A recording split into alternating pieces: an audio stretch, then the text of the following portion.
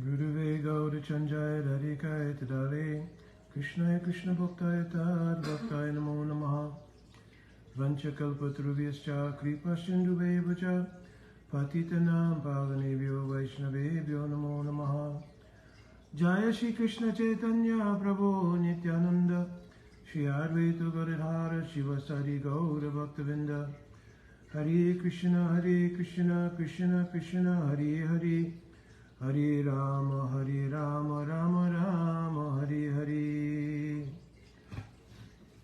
Dhanyavad Pranam devotees. So I'm trying to catch up as usual on some questions and answers.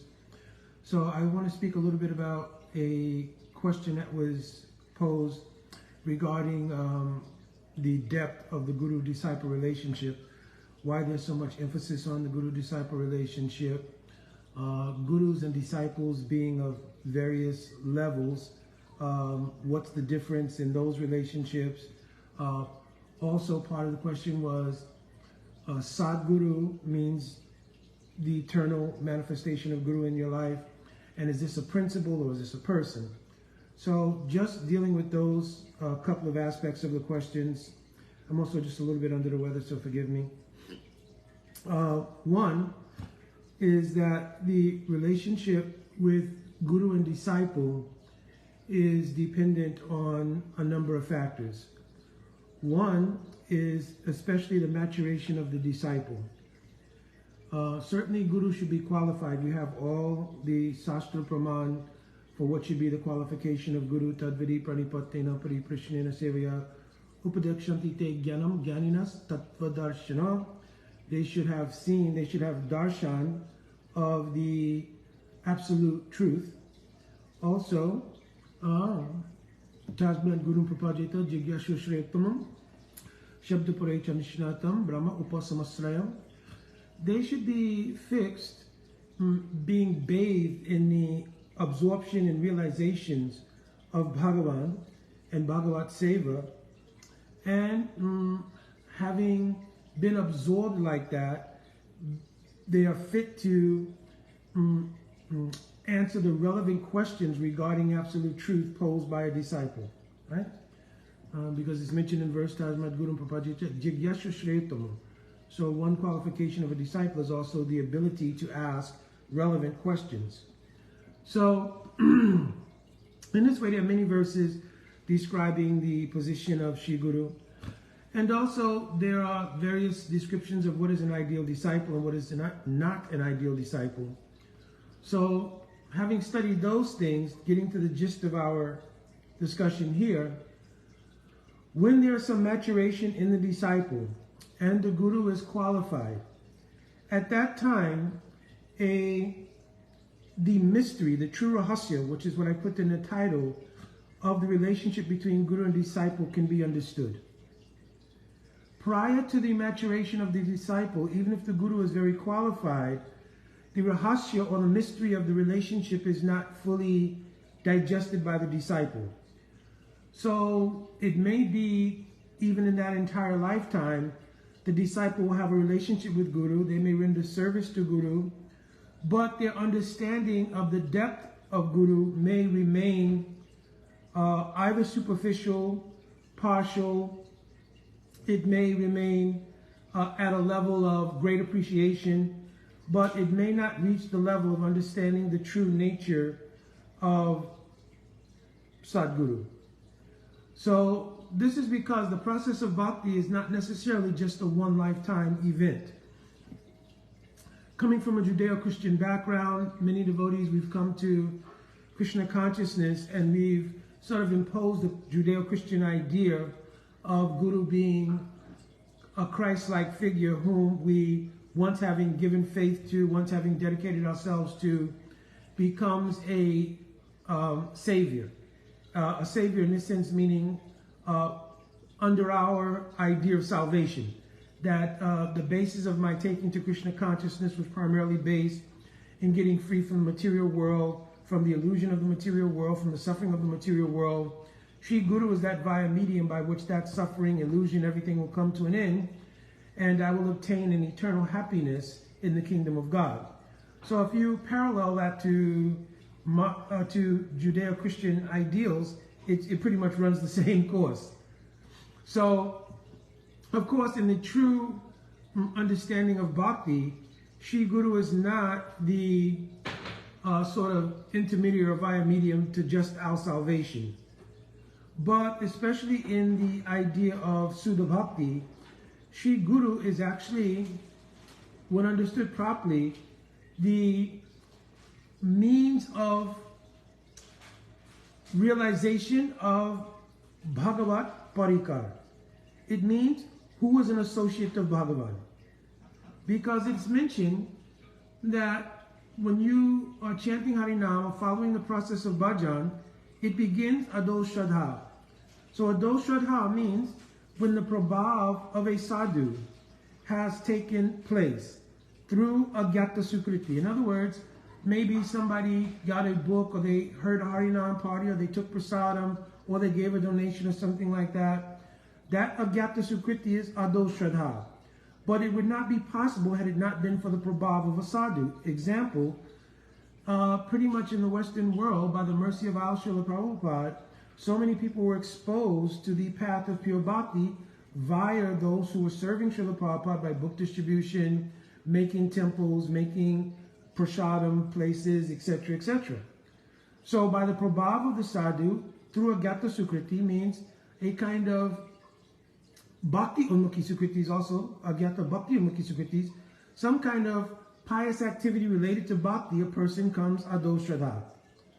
When that Ado Shraddha finds greater footing, it becomes Shraddha in a sadhu, because a person takes the initiative based on that Sukriti to come to a temple, to hear the teachings of the sadhu, to have the association of the sadhu. At that time, not just the prabhav, but the actual direct experience of the sadhu gives rise to an increase in faith that becomes faith in the sadhu.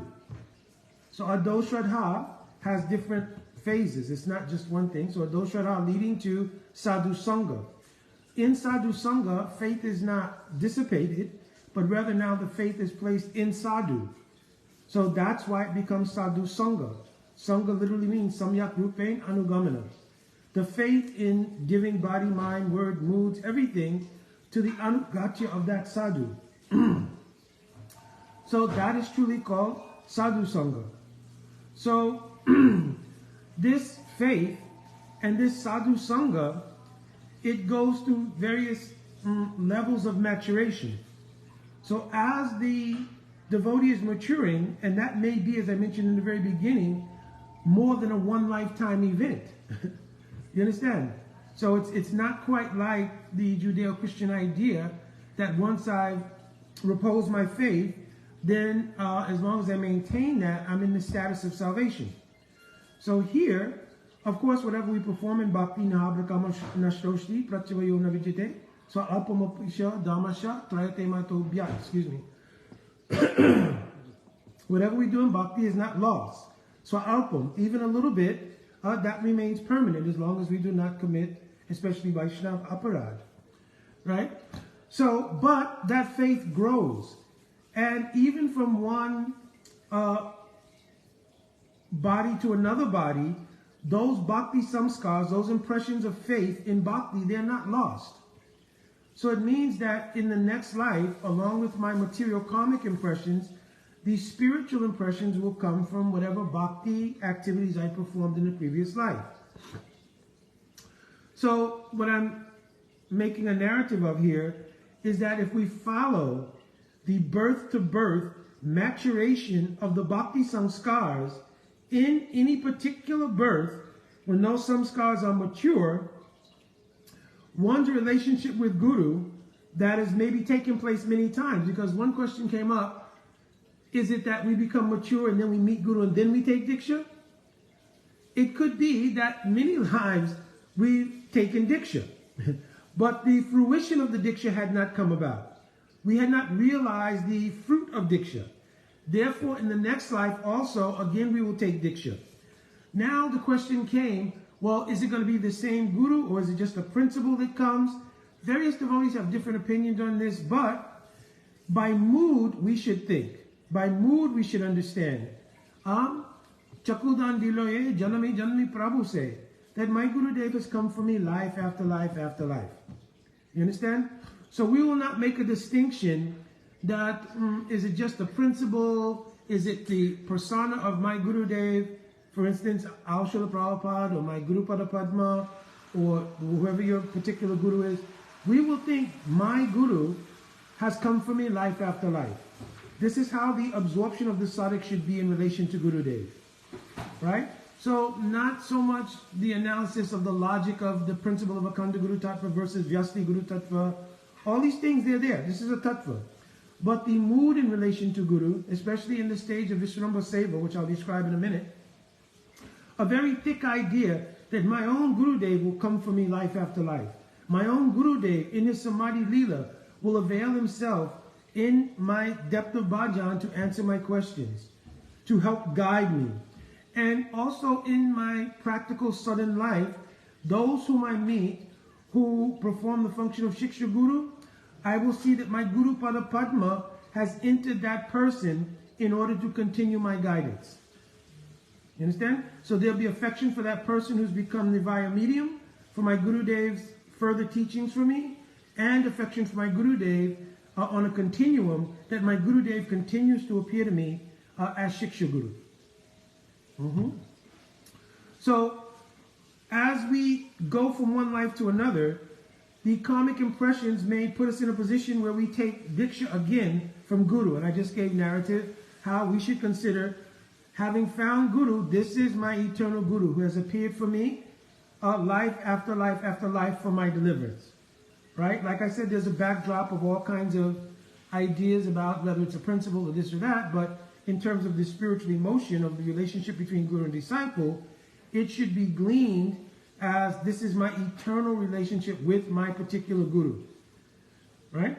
So now, in that case, in the particular lifetime where the disciple's maturation comes to a significant point, right? And generally this will be in maybe the stage of Nishta coming into Ruchi. That time they'll be able to digest. When they hear the Diksha mantras from Guru, they will be able to glean something of the truth of Sambandha Jnana. The Diksha mantras are meant to give Sambandha Jnana. It means to give a relation with Nam. Nam, Abhinatam, Namanamyo is directly Radha and Krishna. That perception is not there in the immature stage of bhakti, only an intellectual appreciation of it. But as we mature, and that becomes more of a realized factor in our lives, then the relationship with Radha and Krishna also concomitantly will become a more realized part of our existence. That means that the Diksha mantras given by Guru are starting to manifest the fruit of Diksha. You understand? Because those mantras are actually in seed form the actual relationship that any jiva has with Radha and Krishna, a Mahaprabhu. Now again, this has unfolded over many, many lifetimes. It was not that in one lifetime I came, I joined Bhakti, and all of this is happening in one lifetime. So again, in the maturation of the disciple, when they realize some Sambandha Gyan, they really truly start to realize the fruits of Diksha, start to realize the non-difference between Nam and Name, means the possessor of the name and the name. At that time, the Rahasya, or the mystery of the relationship with Gurudev, starts to unfold in a deeper level. So normally when we approach Guru, Sri Rupa Goswami is given in the first Angas of Bhakti and Bhakti Rasamrita Sindhu, Guru Padasraya. I've explained these things many times before, so I'm reluctant for the sake of not elongating this session here. Maybe I'll just try to do it briefly, right? So there's a sort of continuity. So Guru Padasraya means, first, what is Guru? I've explained Gu Shabdat Andhakara Shah, Gu Shabdat Andhakara Shah Nirodhita. That function which removes ignorance or vidya and gives illumination or light in regards especially to bhakti, that function is called Guru. A sadhu, sadnoti sadaiti cha Krishna premitti sadhu. That sadhu who has realized the ultimate spirituality to be Krishna praying in the context of bhakti, that person is called sadhu according to Jiva Goswami, that person then takes the function of Guru, along with the other qualities I mentioned earlier regarding the qualification of Guru. That person takes up that function of removing andhakar or darkness and giving illumination or spiritual knowledge or light, and by that process removing ignorance, right? So that is Guru. Pad means the mood of the approach of a aspirant. So Pad here really means Saranagati, that one recognizes the desire to serve Radha Krishna begins with the desire to serve the lotus feet of Shri Guru, because Shri Guru is also Sakshat Haritva. Like in Guru Astakam we sing every morning, Sakshat Haridvena Shamashta Shastriya, right? So Gurudev is Sakshat Haritva. So the Pad here means it is the lotus feet of Shri Krishna's Seva manifest in the form of Guru, right? So Chaitanya Charitamrita, again, one verse is there. Brahmanda Brahmati Kaun Bhagavan Jeev Guru Krishna Prasade Poi Bhakti Lata Bij. So the Kripa that's found at the lotus feet of Guru is Krishna and Guru Kripa. Not just Guru Kripa, Krishna Guru Kripa. You understand? So when we take to the shelter in Saranagati, the Angas of Saranagati we know, which is Anukulesha Sankapa Pratikulesha Vivajanam, doing whatever is favorable for the service of Krishna, giving up those things which are unfavorable, right? Rakshashati Goptravevaranam Tata, Rakshashati Vishwash, having a Vishwash that Krishna is my protector and maintainer. It means that Krishna is really everything in my life. Because these two functions of maintenance and protection are really the basis of the existence of any jiva. This is the two primary things they think about: how I will exist and how I will be maintained in that existence. When we come to the point of Saranagati, we will take the ideal and hopefully realize the ideal. Krishna is my maintainer, Krishna is my protector. So he's the provider of my existence and he is the existence itself. You understand? I have nothing else. I have no other recourse. Whatever external things are going on, they've been arranged by Krishna. Whatever career, facility, family, anything I have, it's ultimately been arranged by Krishna. There may be so many nuances to that, but ultimately this is the perspective. And then obviously Atma Karpana, what is this? Anukulyasya Sankapa Pratikulyasya Vivajanam Rakshashiti Vishwasya Guptave Varanam Tata Atma Nikshepa Kalpanya. So in great humility, then we will avail ourselves of following this process of Saranagati, and Atma Nivedanam is the fruit of that Saranagati. So here Pad, Guru Pad, means this principle of Saranagati and taking shelter, Asraya, at the lotus feet of Guru. The word Asraya here also has another meaning, and that meaning is that in the fruition of my taking shelter of Guru, I will realize the Asraya Jatya. Asraya Jatya means the mode of service to Krishna by any particular individual experience, whether it is in Sakya Rasa, Vatsalya Rasa, Madhurya Rasa, and in Madhurya Rasa, especially in Bhavulasrati or Manjari Bhav. Understand? So, this is one meaning of Asraya, taking shelter to lotus feet of Guru to realize seva in Asraya Jatya. So, Guru Pad Asraya, Tata Diksha. In order to accomplish this, Diksha becomes necessary. I just explained Diksha to some degree. Diksha is that process by which Dibya Gyan is given, Shite Papanasanam. By the influence of Prabhava Sarup Shakti, all anarthas, or all things which are, anartha literally means have no value in relation to helping us progress in bhakti. The power to remove them is bestowed on a disciple at the time of Diksha. And Divya Gyan means, according to Jiva Goswami Pad, Divya Gyanam Yantar Simanti Mantre, Bhagavat Sarup Gyanam Tenam, Bhagavat Sambandha Visesh Gyanamscha. So, Visesh Sambandha Gyan means a particular mood of service is given at the time of Diksha. Again, if the disciple has not yet reached in any given lifetime a level of maturation, when they hear the mantras and they begin to chant the mantras, they may not be able to fully digest the Sambandha Gyan which is present in the mantra. Understand?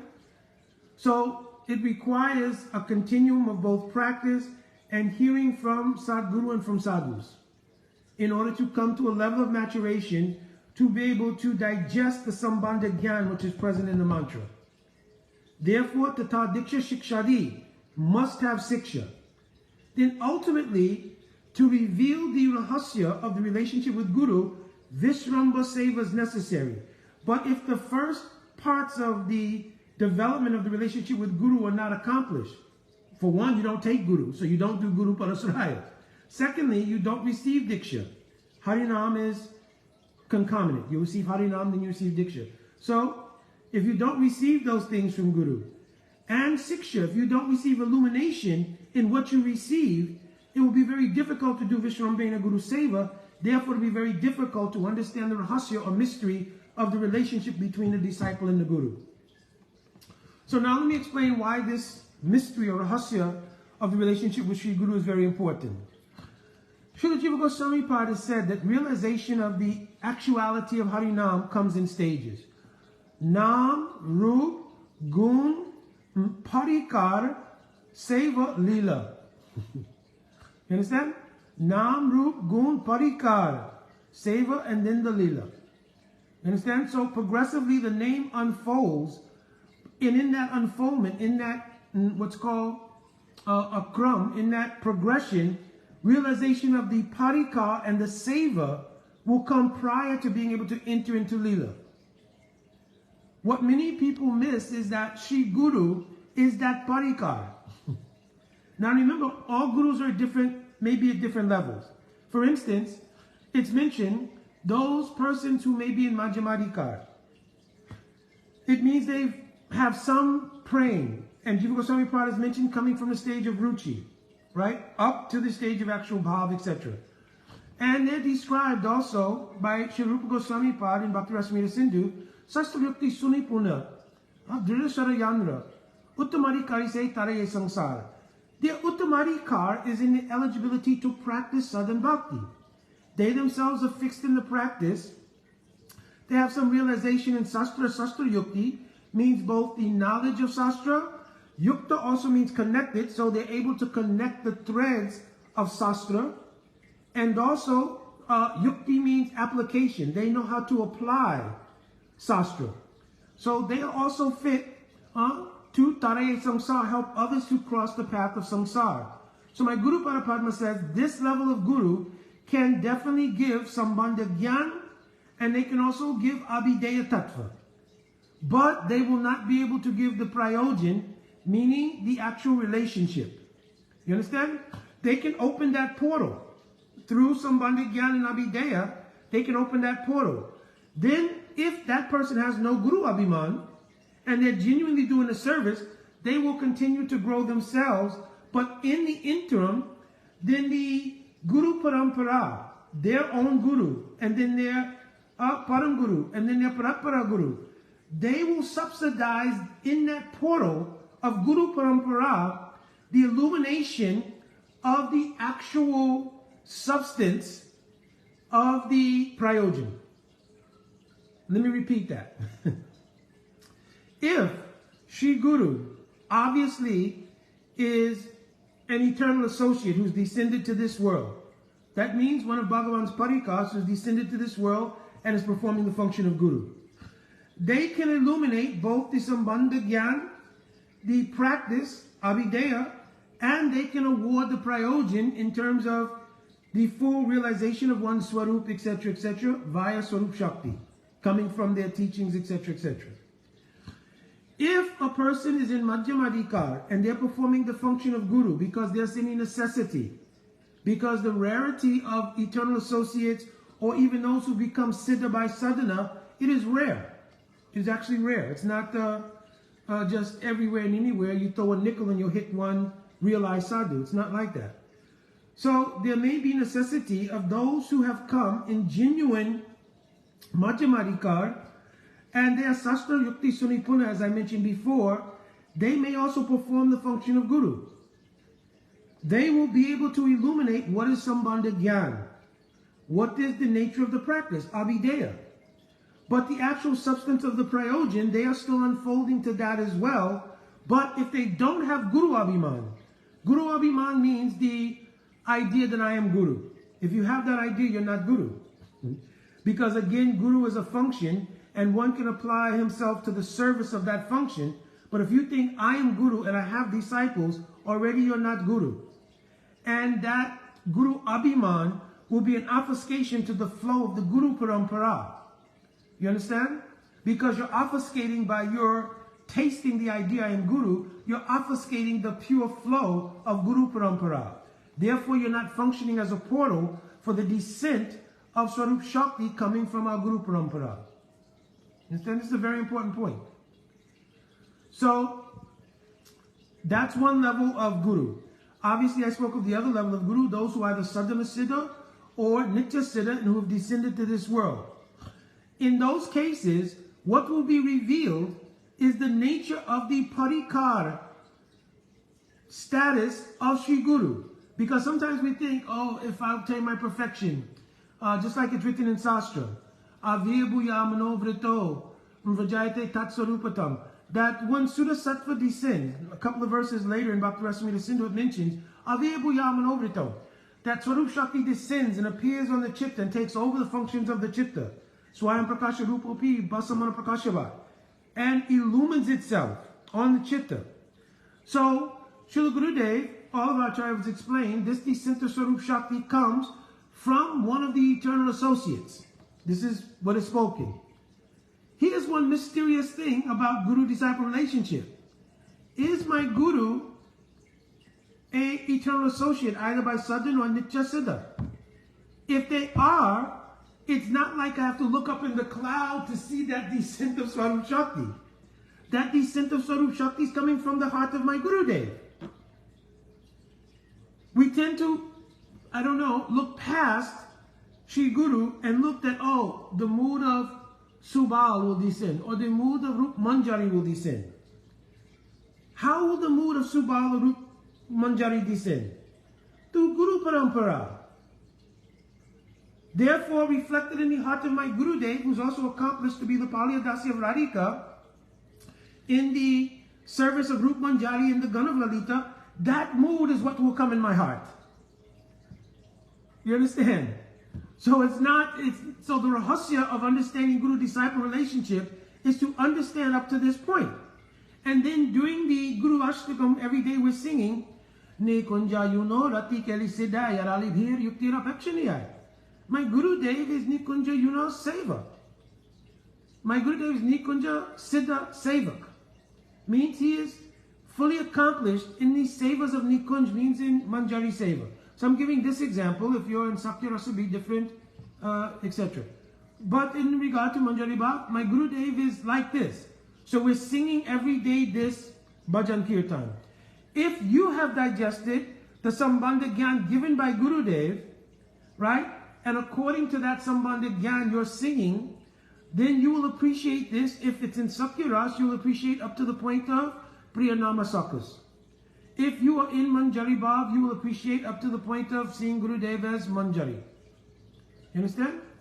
So this is the nature of the rahasya of the Guru-disciple relationship. Then, according to the Kram that Srila Jiva Goswami Pad gave, Nam, Rup, Gun. One will first taste the Nam. What is the glory of Nam? What is the Rup of that Nam? It's directly the Rup of Krishna. So the qualities, Gun, of that Rup of Krishna is also experienced in the Chitta of the Jiva. Right? Then the desire to serve at its extreme point, like expressed in Ashakti, demands the facility of seva. So one has to realize a particular mode of service. At the time of Diksha, in seed form, that was given. Now in this higher stage, then one will have to realize parikar and seva. What parikar and what seva? That for what your ruchi, at that time, meaning the mood or desire, your seva abhilas, what seva abhilas, what ruchi, what taste and what service you have, now in maturation, will find its resonance in your own guru. Your own guru is that parikar. And their mood is that mood of seva. So in the maturation, in the depth of guru-disciple relationship, this is what becomes manifest. Again, if guru is in Madhyamadikar, because again, same Pati Bhaktas, Nitya Siddha, Sadan Siddha, not easy thing always to come across. So if the Guru is in Madhyamadikar, they are transparent. So they can reflect Guru Parampara. And in the Guru Parampara, that mood, Rup Manjari, etc., whatever particular rasa you have, that mood, Rup Manjari, I'm giving an example, has descended through Parampara. And has come to the transparent medium of Guru, even if Guru is in the stage of Madhyamadikar. You understand? If they don't have Guru Abhiman, which is the obfuscating factor that would prevent that flow of the Prayojan Tattva entering the heart of the disciple. Understand? So this is the Rahasya, this is the mystery of Guru-disciple relationship. And it takes so much maturation to come to that point. It may be that a devotee may spend many years having the idea, I'm practicing bhakti, and to practice bhakti you need a guru. Okay, I went to one festival and I had been, chanting for 1 year, 16 rounds, etc., and then I was recommended, and then I took the initiation, I got a t-shirt from the festival, I sat at the fire sacrifice, they took some of the vibhuti from the fire, that means the ash from the fire, placed on my forehead, I got a new name, and then when I took Diksha, I even got one of the threads that go across. And so, in this way, there's very superficial understanding of what is Nam, Harinam, and Diksha initiation. And then there's very mature understandings of what these things are. So we want to move towards a mature understanding of what happens at the time of Harinam and at the time of Diksha. Because as we do that, then the true unfoldment of what is Bhakti can manifest. If it is obfuscated by simple social ideals of what is Harinam and Diksha, and it is like, okay, I've gone to the next step in the group dynamic of my religion. I received Harinam, I got a new name. I received Diksha, I got a thread, and I had some eligibility now to do a deeper level of service by going on the altar or cooking, etc., And I'm also called a Brahmin, right? So in this way, we have various sort of mental ideas about what it means. And then I have a guru. And, along with all my other friends and associates, we have a guru, right? And we know that when the guru comes, it's very auspicious. And we may do a foot bathing, and we'll offer flower garlands and so forth and so on. And then Guru Dev will speak. And, we'll all, be inspired, And even if we're not inspired, we'll make believe we're inspired because it's very important. You understand? So we have to get a deeper sense of what this relationship really means. And part of that is even those who are Sastrayukti Sunipuna in Madhyamadikar in performing this function of Guru have to be able to explain and deliver through potency of their own practice the understanding of Sambandha Gyan and Abhideya, means the practice of bhakti. Understand? And again, remaining transparent, they allow the flow of the Prayojan Tattva to come through them and touch their disciples. Of course, if anyone is Sadan Siddha or Nitya Siddha, then all three things are happening simultaneously as they are grooming the disciple. Understand? So, very, very important points, because in our lives, Shri Guru is everything. We've not maybe yet had darshan of Radha Krishna Mahaprabhu, but we have darshan by the amazing kripa of Guru Tattva. We have the darshan of Shri Guru. And so all things related to Mahaprabhu and Shri Radha Krishna can be seen through the via medium of Guru. So the Harikatha is very important. In the third canto of Srimad Bhagavatam, it's mentioned, Satam prasanga mamma virya samvido. Right? So Satam means Sadhu Guru, like I mentioned. Prasanga, when there's maturation of the disciple and quality of Guru, it creates prasanga. Prakrishrupain is the prefix here, like prasanga. Prakrishrupain means full capacity. Prakrishrupain sangha. Sangha here means samyakrupain anugamana, the ability to inspire following from the Guru and the ability of the disciple to follow. And anugamana, the word anugamana here, anu has three meanings also. One meaning of the word anu is continuous, something that doesn't stop. Anu also means to follow, so to continuously follow Sri Guru. And Anu also means humility, because Anutva means like an atom, very small. So Anutva means with great humility. So with great humility, continuously following Sri Guru, right? This is called doing Anugatya or Sangha. You understand? And how do we follow? Samyak Rupe means completely. Body, mind, moods, everything. This is called doing Sangha. So Prasanga. Mama Virya. Mama here, Krishna saying my Virya. Virya means many things. I think we translate in Srimad Bhagavatam, Virya means, Srila Prabhupada's translation, my wonderful activities. But the purport here of the word Virya is also Shakti. Virya means power. Like in Virya, potent. So the potency or power inherent in the activities of Krishna is called a Swarup Shakti, his own power. That same Swarup Shakti is also called Bhakti Shakti, the power to give bhakti. You understand? So in the prasanga of a sadhu, when they do samvad, means when they are speaking harikatha, realized harikatha, then Mama Virya, Swarup Shakti manifests there. Bhavanti Rit Karana Rasanaya Katha. By that Rasanaya Katha, Rasanaya here also has different meanings. Rasayana means like a tonic, which helps to cleanse the heart or to cure disease. Rasayana also means rasa, right? Rasa means, for those who are mature, they will taste the rasa inherent in that katha. So in either way, rasa or rasayana, bhavanti rit karana rasanaya katha. It becomes pleasing both to the ear and to the heart. How?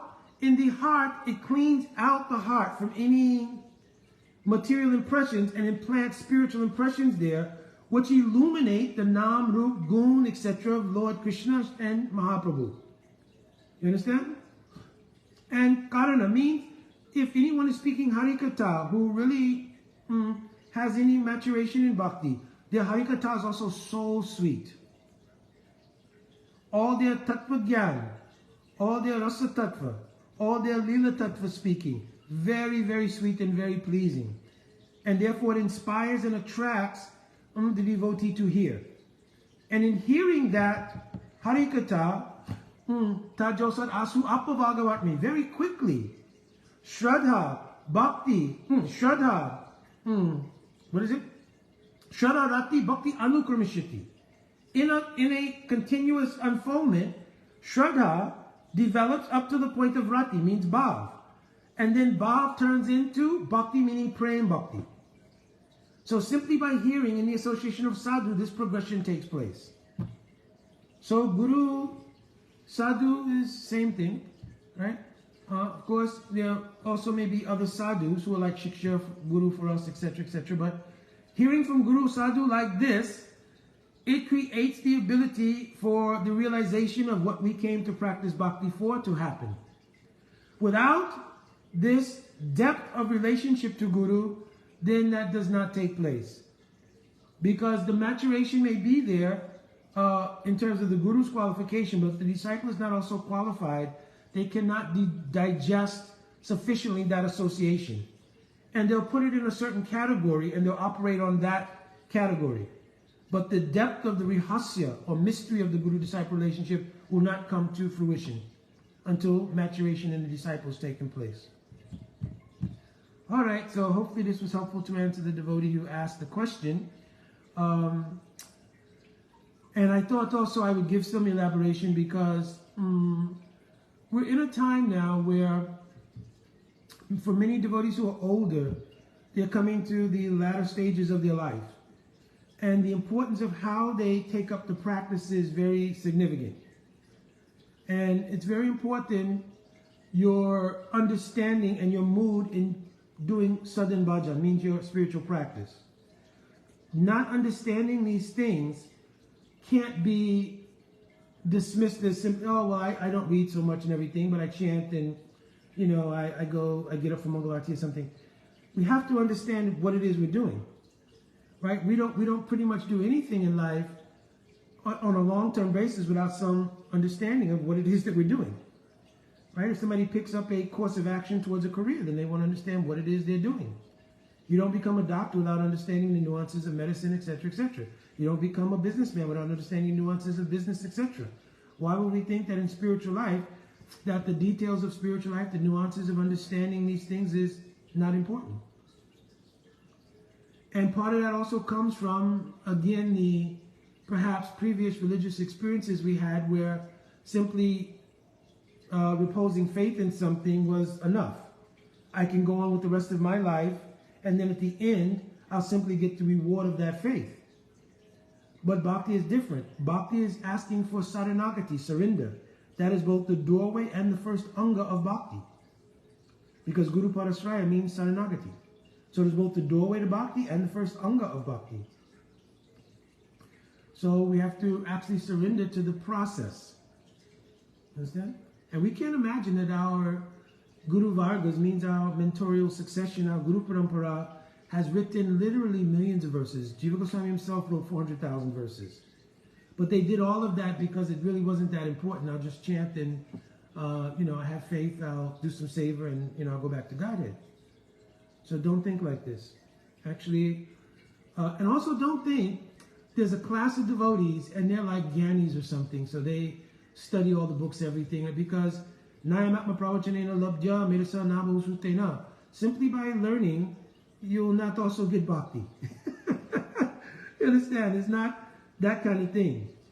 So those who are doing deep study of Shastra in pursuance of bhajan sadhan, it is not the same thing as gathering information.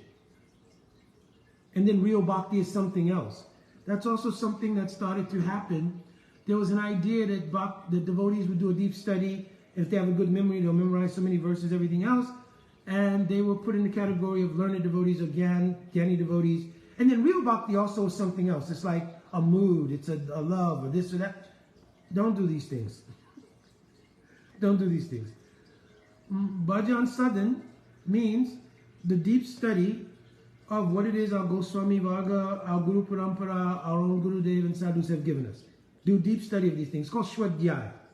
Part of your bhajan practice should be chanting Harinam, chanting Adiksha mantras, attending Mangalarti, following all the other niyams, means rules and regulations regarding bhakti, all the appearance days, various things like that, following Ekadasi Brat. All these different things should be done. And Swadhyaya, deep study what our Goswamis have given us. You understand? Other than that, it's kind of being dismissive of the Goswamis. And Srila Prabhupada made a very heavy statement in Chaitanya Charitamrita. I guess it had come to him that some devotees had mentioned, Srila Prabhupada, some devotees have mentioned that we don't really need to study the books of the previous acharyas and all of that. So if you look in, I'll find that Bhumipati is like my source for numbers and all these things. But I will maybe put the verse in the comment section here. But Srila Prabhupada in that purport, he directly mentions some false devotees think it inadvisable to read the books of the previous acharyas. So Srila Prabhupada goes as far as to say those are false devotees. That's a very heavy statement. So let's not be like that. So study very deeply the writings of our acharyas, but don't just study for gathering information. We should be studying and in application of the practice of bhakti. Both of those things are appeals to receive the kripa of Guru and Guru Parampara. You understand? Because ultimately endeavor and kripa are the two things that comprise success in obtaining bhakti. You won't obtain it by your own erudition or even your own practice of sadhana. Right? Sadhya kabunoi. Right? That sadhya in bhakti is not obtained by your sadhana. Nityasira Krishna Prema, sadhya kabunoi. Your sadhana cannot produce bhakti. What it can produce is an appeal for the mercy of Bhagavan. Then Bhagavan, under the effect of your appeal for mercy, becomes merciful to you and bhakti is bestowed. Understand? Now if you read Madhurya Kanda, it's explained clearly there that mercy of Bhagavan resides with the sadhu. You understand? Radhika's mercy is the mercy of Bhagavan. Radhika's mercy resides with the sadhu. So it's explained in Madhurya Kanda. What is this? Paramaswatantra Bhagavad Bhakta. In a Paramaswatantra Bhagavad Bhakta, the word Paramaswatantra means the devotee is independent in the dispensing of the mercy of Bhagavan. Right? You could read all this in Madhurya Kandamini of Vishwanath Chakravarti Thakur. He's mentioned these things. Because Bhagavan himself does not directly give bhakti. He gives the independent position to the bhakta. And Srila Vishwanath Chakravarti Thakur goes on to explain, if Bhagavan himself gave bhakti, he would be attributed with the fault called asamya dosh, which means partiality. Therefore, he inspires in the heart of the bhakta, Paramasvatantra Bhagavad Bhakta Jata Kripa Mangaladai. He inspires in the heart of the Paramasvatantra, independent devotee, the realized devotee, the power to give bhakti. That realized devotee comes to the platform of Majjamadikar in their vision. What is Majjamadikar? Prema, Maitri, Kripa, Upeksha. They see four things. They have love for Bhagavan, friendship to devotees, and relation with devotees according to their various levels. Prema, Maitri, Kripa. They show Kripa, Bhagavan's Kripa, to those who are innocent, Baleshu. And they may perform Upeksha to those who are envious or aparadis, etc., etc. Understand? So in the nature of their Majjamadikar, these things are natural. Therefore, it would not be considered partiality when bhakti flows from their heart according to these four divisions. Again, I'm going way above and beyond the initial question here. All right, my Dandavat Pranam devotees, please, I'm always begging for your mercy. And I'm begging the mercy also of my Guru Parampara, and especially to the lotus feet of my Guru Pada Padma, Nitta Lila Praveshtam Vishnupada Paramhamsa Stotra Sisimat, Srila Bhakti Vedanta Nalinga Swami Maharaj, also to my Param Guru Devs, Nitta Lila Praveshtam Vishnupada Paramhamsa Stotra Sisimat, Srila Bhakti Vedanta Swami Maharaj, Jagat Guru, Al Srila Prabhupada, and also Acharya Keshri, Srila Bhakti Pradhan Kesha Goswami Maharaj, and our entire Guru Parampara. Jai Vanchakalpaturvishya Kripasindhavebhacha Patitanam Pavanebhyo Vaishnavebhyo Namo Namaha. Jai Radhe Radhe.